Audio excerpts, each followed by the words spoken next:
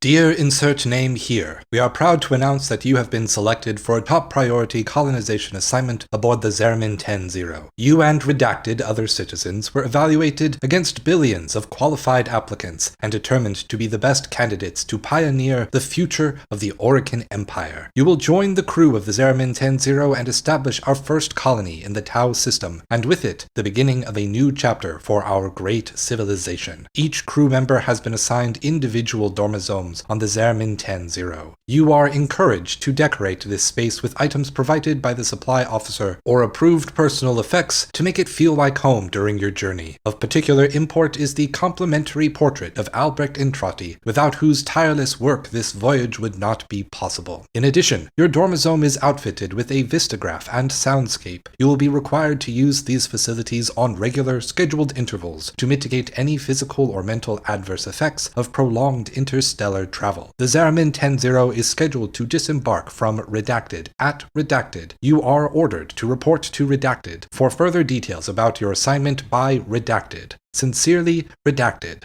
Commanding Officer Zariman 10-0. Before the events of Warframe's story, before the Tenno lost their memories to the first and second dreams, before anyone believed there could be something living in the void, there was the Zariman 10-0. This colony ship could have been our home, was our home, but life on the Zariman was poor, nasty, brutish, and short. Before the Angels of the Zariman quest was released, Digital Extremes hosted an ARG that gave us a window into life on the Zariman before it began drifting in the vast empty oceans of the void, placing us alongside another in-canon, intrepid researcher trying to recover and preserve this lost history. We shall not fear to take the leap across the gulf to fare, though all betwixt is dark and deep, our home awaits us there. In the darkness, deep and vast, we sing a little song, to remind us of the past and all that we've done wrong.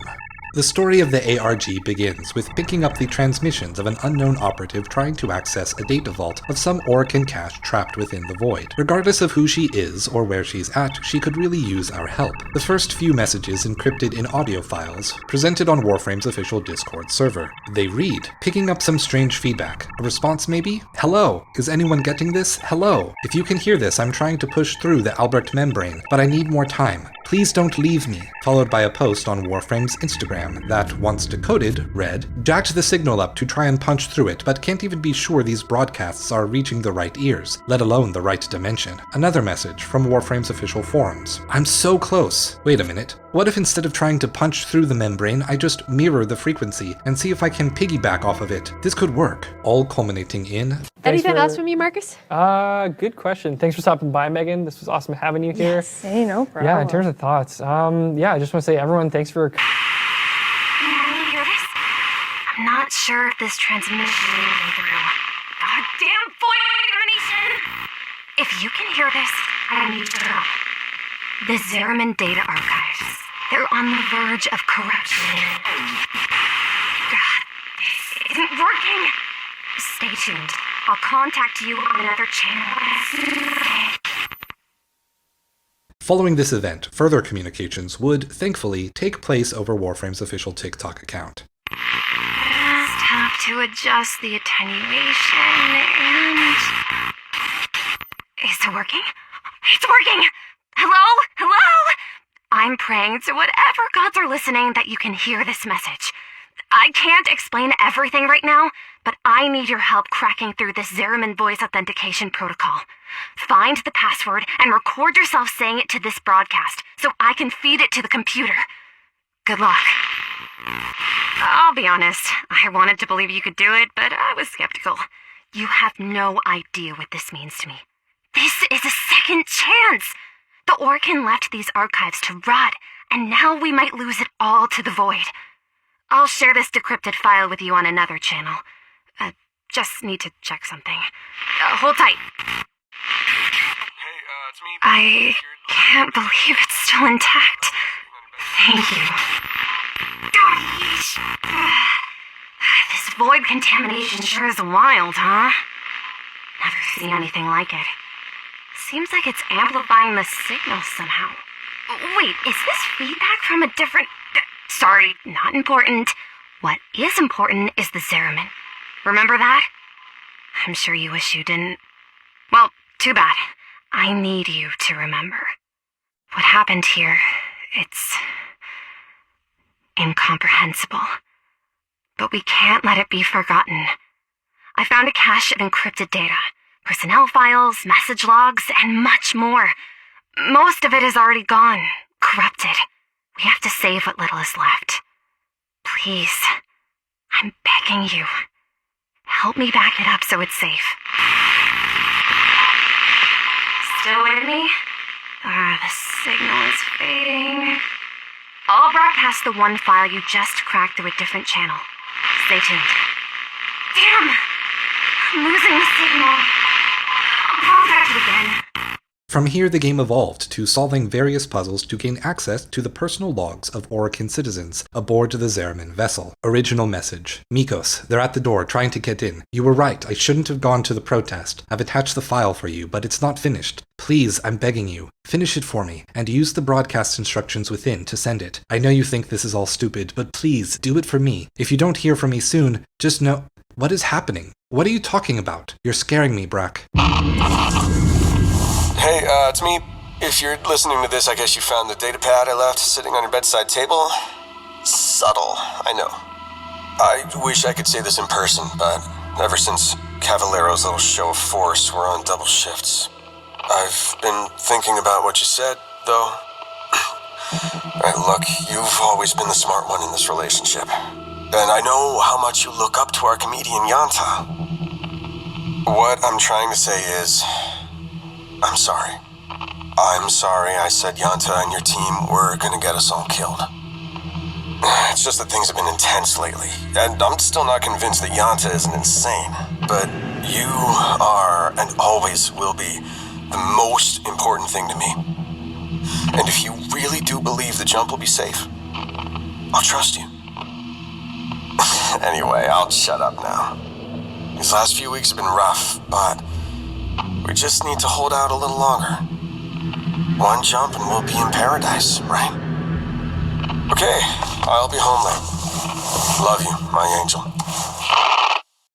A portion of the citizens on the Zariman began to doubt the safety of the plan to reach Tau, so much so that they created a coalition that began protesting the leadership of the Archimedeans on board. Names that are now familiar to us begin appearing in the story. Yonta's plan for one massive void jump, defended at gunpoint by the rifles of the onboard police under the command of Cavallero. So the nature of war consisteth not in actual fighting, but in the known disposition thereto. There is no assurance to the contrary. During the time men lived without a common power to keep them all in awe, they are in that condition which is called war, and such a war is of every man against every man. Thomas Hobbes, Select Quotes, Leviathan, Chapter 13.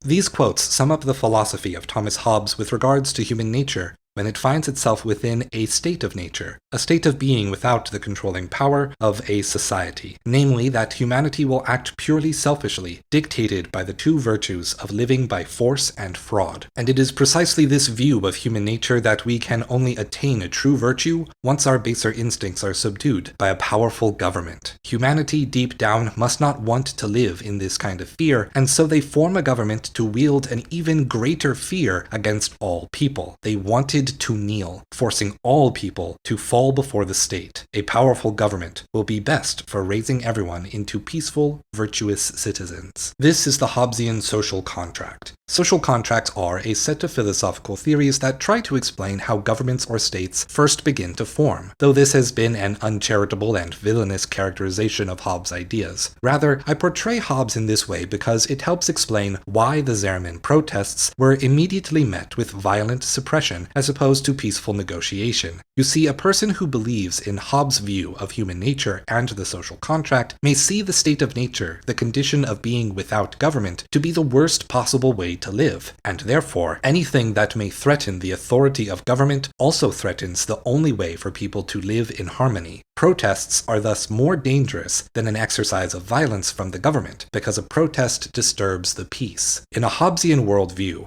authority is sacred, and cannot be denied once established. When the next puzzle is solved, hidden within the Requiem symbol for Kra, meaning time in Voidatong, the only information revealed is a video close-up of a Void Angel's face. Within it, the spiraling shape of creation in Duviri, serving as an early illusion of the Drifter's unique relationship to time.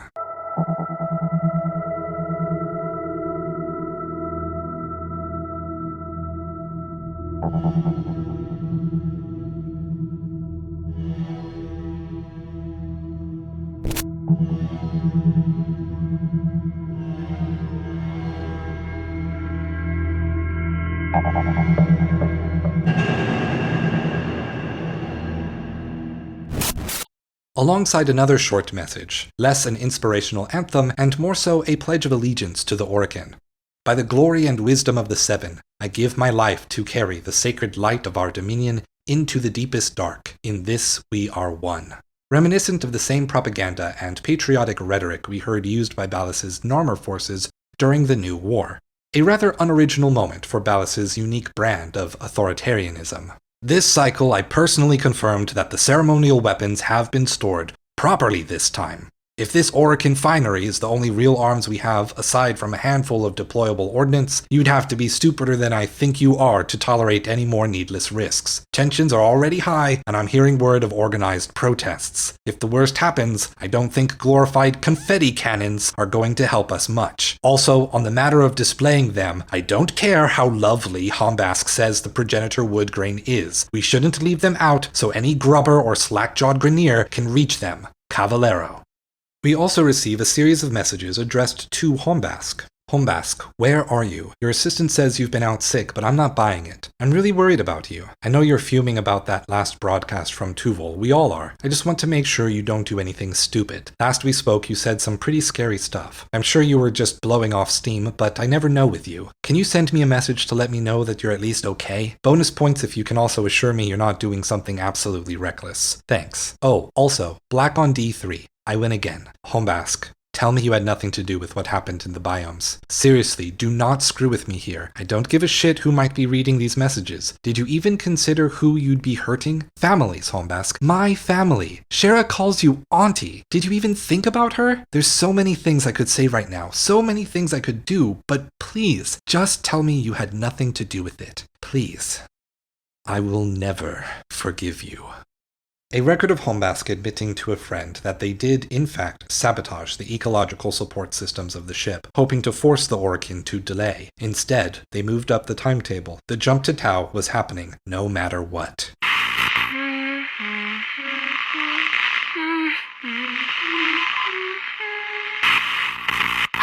Connection established!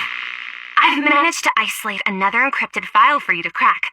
I think the password might have something to do with this other document I found. I've already beamed it over to the same channel we were using yesterday. Wait, what was that?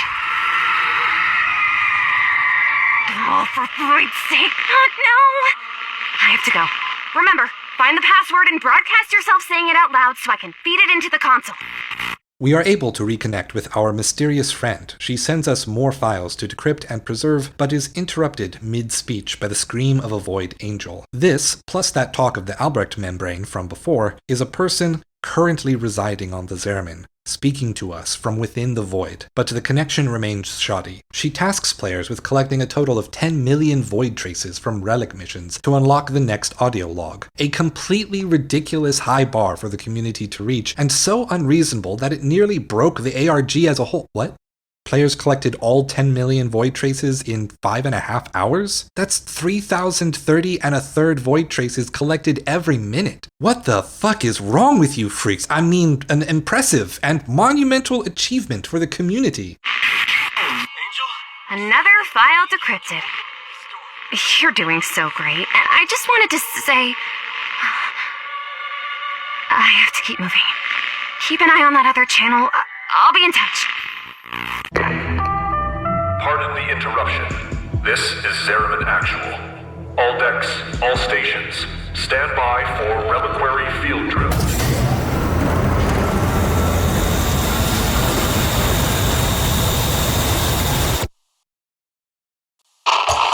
Angel, my star, I need you to open this door. I know you're listening to these messages. Please, I'm scared.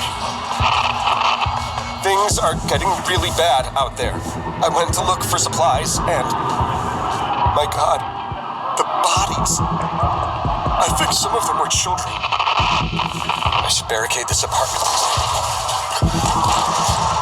Look, you can't stay locked in there forever. I don't care about the jump. I don't care what went wrong. I just care about you. Just come out. Please.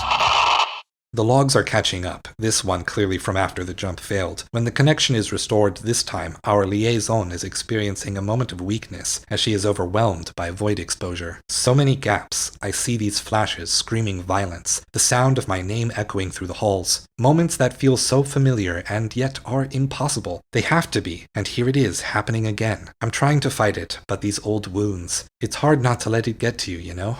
What am I saying? Of course you do. Sorry for my last message, and for burdening you like this. What I'm doing is so selfish. I hope you'll forgive me. Also, sorry that I say sorry so much. More than just void exposure, what she suffers from the most is a history of trauma. The feelings of pain making her feel isolated, like she deserves to be isolated. Worse yet, the conceptual embodiment bringing the traumas of living in the Orokin Empire, of the failed jump to Tau, of this war amongst the colonists, and recreating them in strange ways, using the power of the void. The man in the wall, reveling, flourishing in his revenge. She begins to lose herself, but wins a moment of clarity. Lost the path forward, drowning in sin. The answer can be found where Black is poised to win.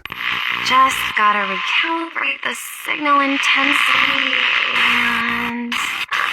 There! I think this frequency is stable for now. Sorry I've been so hard to reach, but I'm not the only one who woke to his words. I call them angels. Just my way of reminding myself what they used to be. I have another batch of files that I need you to find the password for. Figure it out and send me a broadcast of you saying it so I can strip the audio out. No. They're calling to me. I must...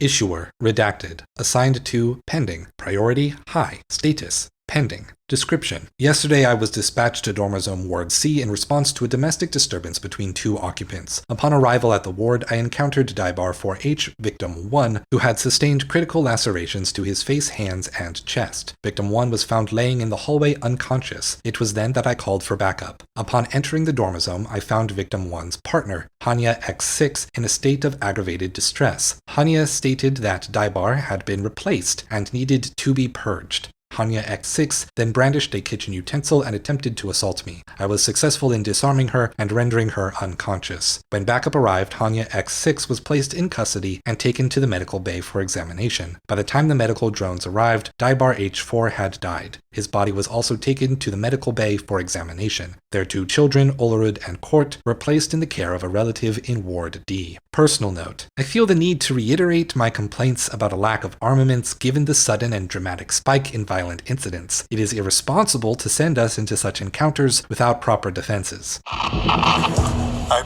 begged for you to open this door. I reasoned. I cried. I screamed. But then tonight, I wake to the sound of you howling like some kind of animal. Find you in the hallway. Your hands choking the life out of that child. He was just a kid. You were so thin, like a corpse. And the way you looked at me as I shouted, it was like you didn't know who I was. All I wanted was for you to open that damn door. And now I have to carry the guilt of knowing you're dead because of me. Because the moment you turned to the sound of my voice was all that child needed to prove. The void doesn't just take, it also gives.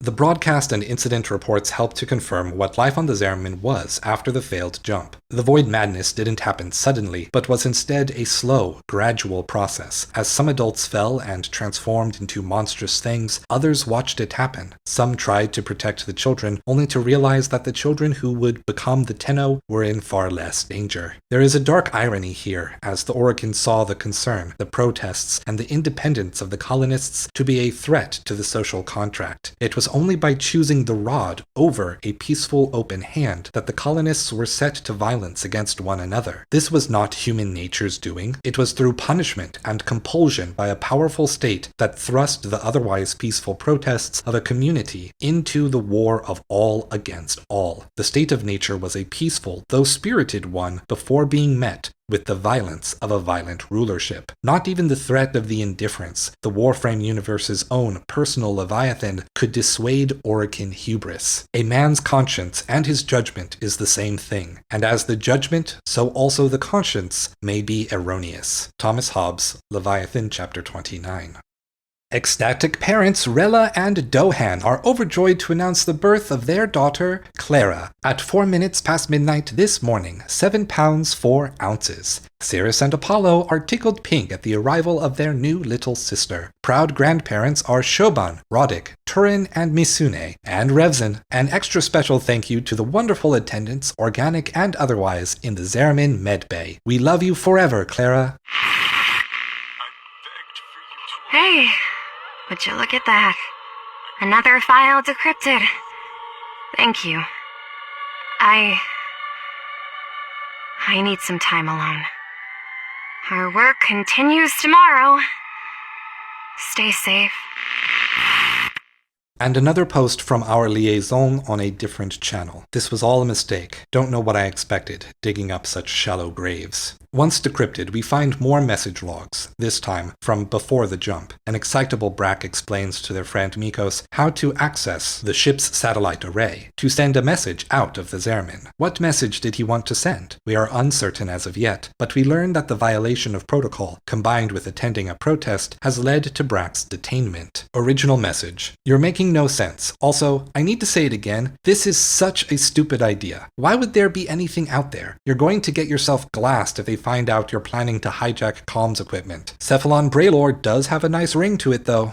Mikos. Okay, so let me explain this one more time, but I promise I'll go extra slow. Yesterday, I was alone on my shift. I took the opportunity to inject that script I wrote. It provides a kind of secret door to the satellite array. Once I finish the message, you can use this to reorient the satellites and upload the message for broadcast. It'll only take about 5 minutes, and then I can return the satellites to their original bearing and delete the script. No one will know, least of all Quinn. I've created a set of instructions for you to follow. It'll be easy. My shift starts at the usual time tomorrow. I'll message the comms officer to let him know I'll be late and to just take off. Then, once she's gone, you patch me in and do your stuff. That way, if someone does notice the satellites moved, no one will suspect us. Remember, the key is where we grew up on Venus, and the broadcast destination is in the message.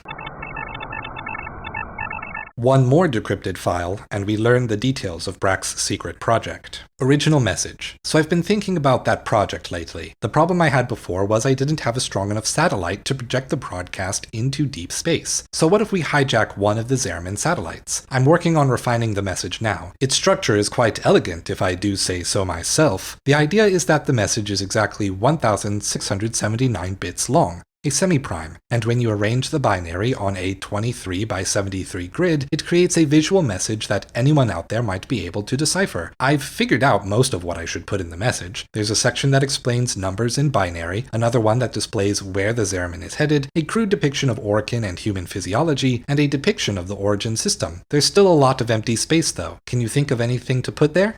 I have to be honest, of all of your crazy schemes, this has got to be one of the dumbest. Brack wasn't really trying to involve himself in the Zariman protests. He was likely a neutral party who was arrested and punished regardless. The project he was working on was not just some ordinary message, it was a cry for connection. One thing that sets Warframe's universe apart from other spacefaring science fiction is a notable lack of alien life. From Star Wars to Star Trek, from Mass Effect and Halo to Destiny, rest in peace Destiny, each builds a rich and expansive tapestry of a universe that is resplendent with life, conflict, and noise. But Warframe's story is different. All the life in the origin system, except one, came from Earth. No matter how different the Grineer, Corpus, Sentience, and Orokin look from one another, we are all sprouting from the same seeds. We are all, in a sense, family. So is it any wonder that, in a universe that is as massive, peaceful, and silent as our own, that a person may wonder if there could be more life out there? A cosmic family, entirely different from our own. I can imagine this sort of thinking could come quite easily, especially to a colonizer on the very first ship to settle a new solar system. This message sent by Brack to Mikos, titled Message.wav, describes an encoded radio signal inspired by one of humanity's attempts to do just that, the Arecibo message. The Arecibo message was a collaborative project between Arecibo Observatory in Puerto Rico and Cornell University's James Walker, Linda May, Richard Isaacman, and Frank Drake, a 1679 binary digit message encoded in a radio broadcast, sent to the center of the Messier 13 star cluster in 1974. M13 was chosen for its density of star systems and relatively close position to our solar system, trying to maximize the percent chance that a civilization will receive the 3-minute-long message and have the capability to catch, record, and decode the message. The message itself contains a brief summary of humanity, our number system, our DNA and its shape, our bodies and their shape. The pragmatism of this message reaching anyone or anything is quite small. December 23, 1900, the inventor Reginald Fessenden was the first person to broadcast an audio message over radio waves. The baseline theory that electricity and magnetism were the same force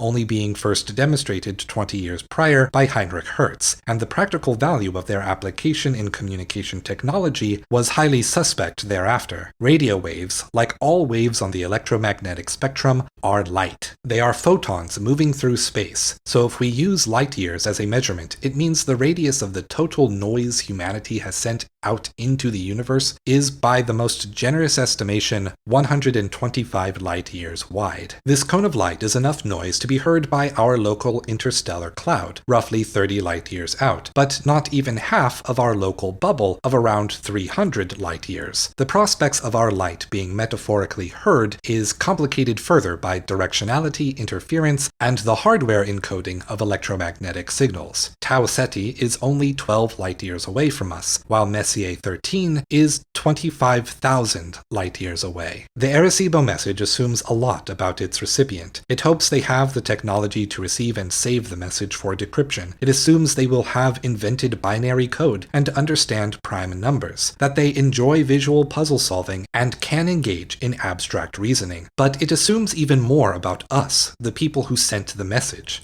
Messier 13 will receive the message in the year 26,974 CE, and we will, God willing, receive a reply in 51,974 CE. If we care or even survive that long. The Arecibo message is desperate. It is an electromagnetic cry for help from a species experiencing a cosmic loneliness, screaming at the universe, "Somebody come find me and tell me I'm not alone," forgetting that we are surrounded by each other every day. We are sending electromagnetic signals into space every day. Intentionally or not, the human noise in space goes out in all directions. Let them hear us when they are ready. I do not need them to stop feeling lonely. Who needs the stars when you have family? Brack learned this lesson too late. By co-opting the Zariman satellite array to send a message about his people and the Zariman, the slight hope of meeting aliens put himself and the people he cares about in danger. And yet it is thanks to this recklessness that our liaison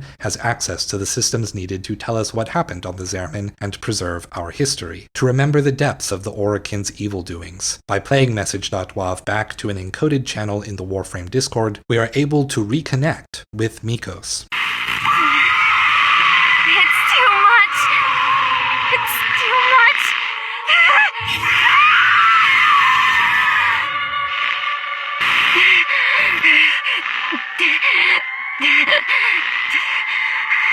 I was wrong. I have to know. I need more time. Please hurry. I've said it too much, but I'll say it again. Thank you. The void took so much, but you've given me something back. As painful as it might be, at least I can...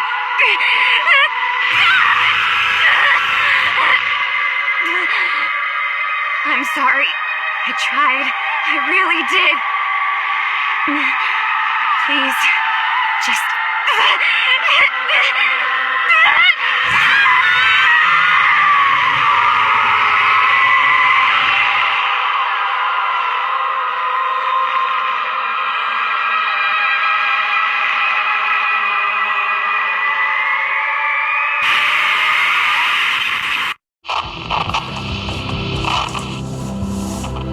more days can I go on, choking down these rancid scraps, hiding from the sounds of their laughter? I see my reflection in this splinter of broken glass, and I'm going to die here, Angel. And still you stare at me with those sad, unblinking eyes, shimmering like dew on the academy lawn, where I'd wait for you. And so I wait, and I wait, and I wait! And for what? For the emptiness that seeps into these walls to worm its way inside me, too. Already it envelops me. A warm breath in my ear. A half-whispered lullaby that turns into a chorus as the corpses that litter every filthy corner of this forsaken ship raise their voice in song.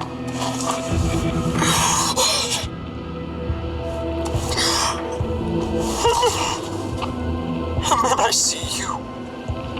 Not this pale and empty husk, but the real you. Crowned in Harvest Festival flowers as we dance. You open your mouth, but I cannot hear your voice. And I thrash and I howl and I beg for you to sing for me. But in my heart, I know I will never hear your voice again. Because you are no longer mine. Goodbye, my angel.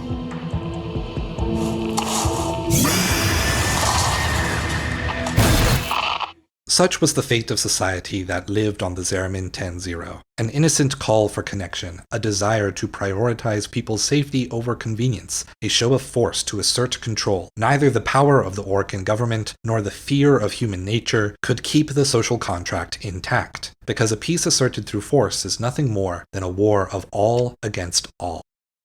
Within the files of the ARG, one went unexplained. No extra context provided for what it means or why it is here. A short interactive fiction story developed in Twine, titled The Mirror Queen. The Mirror Queen is a non-linear story, a storytelling structure that Twine was specifically made to create. It is a kind of storytelling that handles more than just the branching narratives you may be accustomed to from other games. Certain key words hide away prose from the reader that simply moves top to bottom. Players are empowered with the agency to choose what they want to delve into. The author may play with time, allowing narration to exist in simultaneous overlapping spaces. It tells the story of a queen who lived alone in a house of mirrors until she is visited by a strange guest. Let us read the story together and think of why we found this story among the files of the Zariman. In a land to the west beyond the great Azure Sea, there lived a beautiful princess. Her black hair shimmered like starlight over a winter lake, and she passed the hours of each day by admiring it from the countless reflections that surrounded her. For this princess lived in a palace of mirrors. Upon every wall adorning every pillar, and even set into the crown that rested upon her head, were countless mirrors. But not every mirror was the same. Glimpse into one mirror, and you might see your reflection upside down. Another mirror might look like a perfect reflection, sed locendo verba tua sunurunt aliena tibi. One mirror showed a reflection of the past, while another showed her what had yet to pass. One mirror magnified her appearance, while another, ever so slightly, diminished it. And so the princess, wild each day, mesmerized by the kaleidoscope of reflections that unfolded before her. In one mirror she was old, another she was young. In one she was skinny, another rotund. With so many mirrors to examine, you might think she favored some, but all of her mirrors were precious to her. All but one. Deep in the palace's dungeon, beneath its mirrored halls and crystal courtyards, was one mirror in which the princess dared not to look. She kept it hidden and secret, a single shard of polished silver pressed between the pages of a very old book. One day, while she was combing her hair before a mirror that made it look as if she had no hair at all, the princess received a guest. Because the princess lived alone, she did not realize he had entered the palace until he stumbled upon her. Clad in a tattered black cloak, the princess feared the man was one of the Azure Sea raiders who would frequently shore their boats and roam inland looking for food and treasure. But upon seeing him, the man prostrated himself and kissed the ground before her. "So the legends are true," he whispered. "What legends?" asked the princess, her curiosity piqued. "When I was a boy, my mother told me stories of the mirror princess who lived in a palace on the other side of the Azure Sea," the man explained. "She told me of her mirrors and the magic that compelled them to show not a reflection in plane, but a reflection of every possibility conceivable by mortal minds, and even some that are not." The princess saw now that the man was not a dangerous rogue, but a feeble gaffer.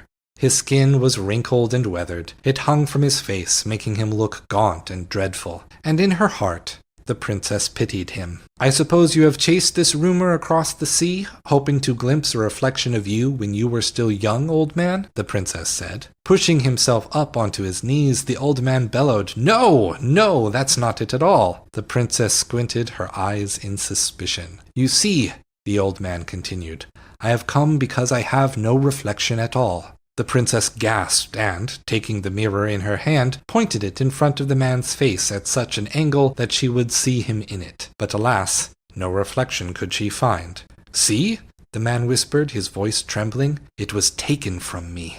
"How?" asked the princess. The old man sat back and drew his hands to his chest. "Years ago, when I was young, I was strong and courageous and exceptional with a blade. I fought in wars old and new, explored many lands, and loved as men are wont to do. But none of those loves compared to her." "Who?" "The moon." The old man looked at the princess, and the intensity of his gaze made her uneasy. "She was my constant companion, a light that illuminated even the darkest trails. She'd leave me, oh yes, but always to return. Her pale skin glittered on the black waves around my boat as I sailed to lands unknown." The man continued, "She was my one true love, and she betrayed me." The princess wrinkled her nose in confusion. She had never heard of this moon before. "How did she betray you?" The old man looked up, his eyes filled with tears that refused to spill. "She disappeared, and she took my reflection with her." The princess felt the immensity of the man's heartbreak, and it softened her suspicions. "So why have you come?" she asked. "For countless years I have wandered the earth looking for any sign of my reflection, but after finding nothing, I one day remembered the stories my mother used to tell, of a princess who lived beyond the sea in a palace of mirrors. Surely, I thought, my reflection could be found in one of them." The princess considered it a moment and said, "Your story pains me. I know not of this moon of which you speak, but my palace and its mirrors are yours. May you find your reflection in one." The old man's eyes widened in disbelief, and he fell on his face before her, and for many long minutes babbled praises to the young princess. At last he looked up to discover that she had gone. Drying his eyes, he turned his mind to the search ahead. The old man searched. He searched and he searched and he searched. Days turned into months, which turned into years as he scoured the countless rooms of the palace, stopping to gaze into each of their countless mirrors, hoping to see himself. As thanks to his gracious host, the old man would sometimes venture out into the forest that surrounded the palace to hunt. He'd return at dusk, and on mirror plates he and the princess would enjoy a meal together. He regaled her with stories of his life, and she listened with rapt attention, for the princess had never ventured beyond the walls of the palace. And when the meal was done and the princess retired, the old man would search for his reflection in curve of her silver spoons. One day the princess realized she had not seen the old man in some time. She feared for him. In the years they had lived together, he had become her close companion, but she could not ignore how time's incessant march bent him. She feared he might pass without ever recovering his reflection. "Friend, where art thou?" she called as she wandered the halls, but there was no sign of him. Days passed. So terrified was she of losing him, she began to leave messages etched into precious mirrors, hoping that they were simply like ships passing unawares in the night. But no sign of him could she find. Then one day, the princess's wanderings brought her to the mouth of the dungeon. She was about to pass by when something caught her eye. Stopping, feeling a cold panic crawl over her, she turned to notice the door was slightly ajar. "No," she whispered. "Please, no!" The princess flung wide the door and raced down the steps. Her heart was hammering in her chest as she plunged into the darkness beneath the palace. Her foot slipped on a step and she tumbled forward, falling down several flights. A wash of warm, sticky blood trickled down her face, but still she thundered on. Down, down, down, down, down, down, down.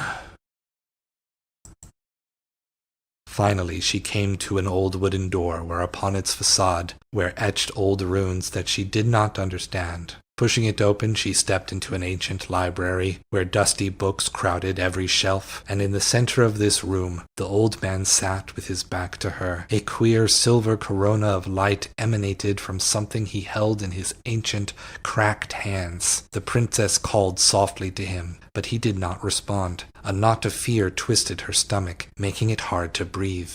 "Old friend," she whispered, "you should not be here." Cautiously, she circled the old man until at last she could see his face, illuminated by a pale glow. His mouth was slack, absent of any expression. His breathing was shallow and rapid. His eyes, two perfectly white pearls. The princess fell to her knees and, stifling a sob, continued to crawl toward her one and only companion. Clasped in his hands was a book so old that its pages crumpled to dust where his fingers clutched them, and resting between its pages, pale white light spilled out of a shard of mirror glass, as if it were a window. Fighting the urge to scream, the princess wrapped her fingers around the unmoving hands of the old man and began to close the book. "I'm so sorry," she whispered between a silent sob. The man did not respond, but as the book closed, the princess, unable to fight her curiosity, chanced a glimpse. In the shard of mirror, she saw not the reflection of her friend, but her own. And as the pages closed together, and she was left in complete and all-encompassing blackness, the princess could not get the image out of her mind. Her reflection, smiling, as it reached for her, fingers piercing the threshold between them. Seriglass is a substance that has appeared rarely in the lore of Warframe. This substance was used in the diving bell Albrecht and Trotty first used to enter the void. In the Lost Islands of Duviri, a Seriglass lighthouse was manned by Garmy, Mathilla's husband and Coral's father. He maintained shining the Seriglass light until the Rain of Chains destroyed his lighthouse. This light was keeping the man in the wall himself at bay, but once the light stopped, the indifference approached, and Garmy disappeared with the island. At the end of the Queen of Mirrors, the Queen's doppelganger crossing a threshold of glass hidden within a book, I cannot help but think about the man in the wall, and a reminder of the Alice in Wonderland inspirations for Duviri, specifically the sequel novel Through the Looking Glass. While it is tempting to see the Queen of Mirrors as another storybook within the curriculum of the Zariman's classrooms, I wonder if it could be more, given that the Queen herself is the subject of fairy tales from the old man's perspective. For now, let's consider the Queen of Mirrors as a fable, and save the rest for later. The story opens by giving us a setting that the Palace of Glass lies in the West. As explored in my video on the New War, the West as a term is used in many cultures to refer to a world or life after death. Placing the West beyond an azure sea evokes more colonial imagery and suggests this setting to be beyond or within the void, which is most often depicted with metaphors and visuals of water. This palace was not just a house made of glass. Like a carnival's hall of mirrors, each mirror reflected vastly different versions of yourself in the reflection. These reflections thus explained allegorically the idea of strands of craw, different possible timelines, but necessitating the person trying to embody those timelines be present. When the old man arrived, the princess was, I think, a little naive and ageist to assume his old age was a problem he wanted relieved. Rather, he just wanted to see himself. While one could read it as literal, as not having a reflection as if by way of vampirism, instead I see another metaphor. An ennui, his literal lack of reflection representing a lack of identity, of self-recognition, that he lost his sense of self when he fell in love with the moon, but the moon vanished. Reminiscent of the Moon Festival story, The Tale of Chang'e, which we covered in my video on Citrine's Last Wish, only the story is now strange in the context of the lore. If this is just an instructional children's story, like the Tales of Duviri, why then is the moon vanished? This would not happen until the Lotus hides the moon in the void after the end of the Tenno Rebellion. rebellion. Where are they that the princess has never seen the moon? But she lets him stay until he achieves his goal of finding himself again, wanting to find a new possibility of who he can be. After a time of desperate searching, the man began to find a new lease on life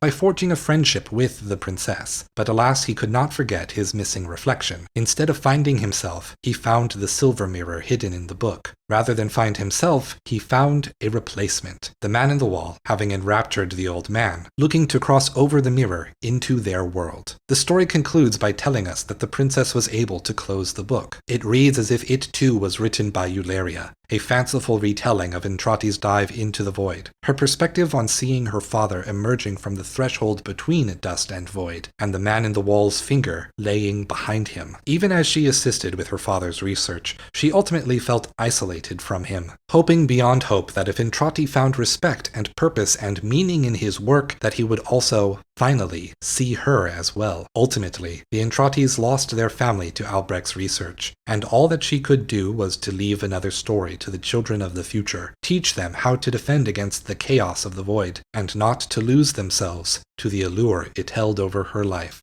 Every story of the Zariman ends in tragedy. They are all cautionary tales of one kind or another, whether it be warning against a government's willingness to rule by force against those who are peaceful and innocent, or the loneliness of a daughter who lost her father to work. Contemporary thinkers in the philosophy of human nature tend not to start from a position that assumes an essential quality can be attached to the whole of humanity, or, at the very least, no wise philosopher would think themselves capable of writing that definition without erroneous bias. Still inspired by biology, they note that we infant people are all born underdeveloped. Unlike the self-sufficient species, humanity is defined by altriciality. That is to say, we are born in need of care. Gestation is not completed by the act of birth, but is only translated from gestation within the womb to gestation outside the womb. Exterogestation. Ashley Montague, Neonatal and Infant Immaturity in Man. It is my belief that the truest expression of human nature is in our altriciality, that our need for care, our need for community, friends, and family, our exterogestation, never truly ends. It is because we are born and remain in need of care that we are capable of immeasurable change and adaptation. There is no one human nature, but there is only one human family.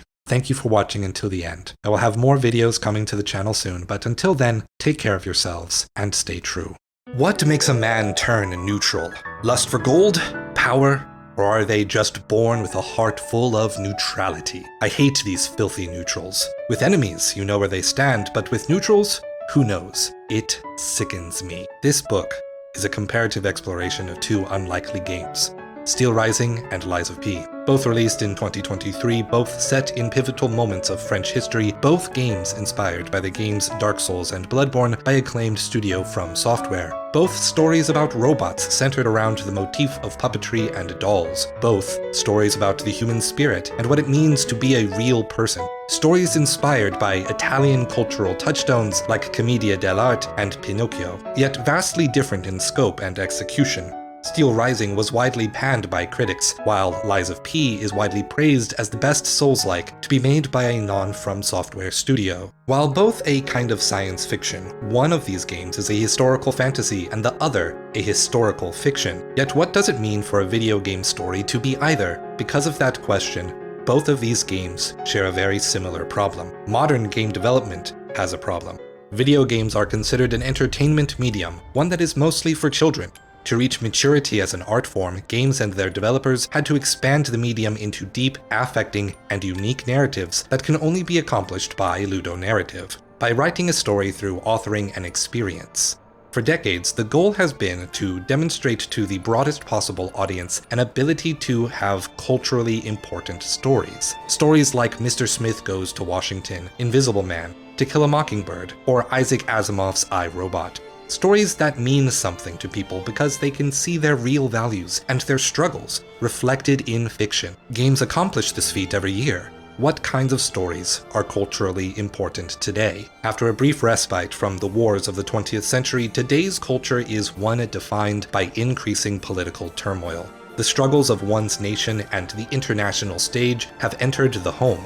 They are our personal struggles. We have entered into the era of an anti-civil rights movement. The smallest and most vulnerable scapegoats have been exaggerated to the fate of society itself by politicians whose true motives are merely to empower and enrich themselves by convincing society to champion its own collapse.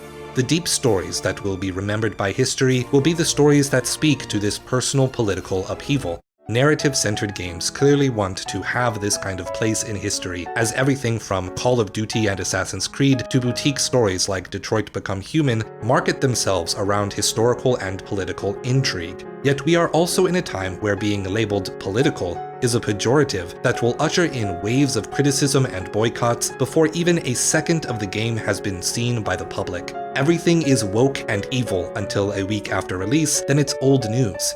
It is fascinating, then, that some game developers would first be doggedly inspired by history, culture, and politics while making a game, only to censor themselves the moment people start looking at the final product. What drives a game to raise its hands and cry apolitical? What drives a game to censor whole schools of philosophy from commenting when seeking publicity? What drives a game to be so politically inspired only to censor itself at the midnight hour? This is All Puppets Are Bastards. Liberty and labor in the age of AI. L'union fait la force.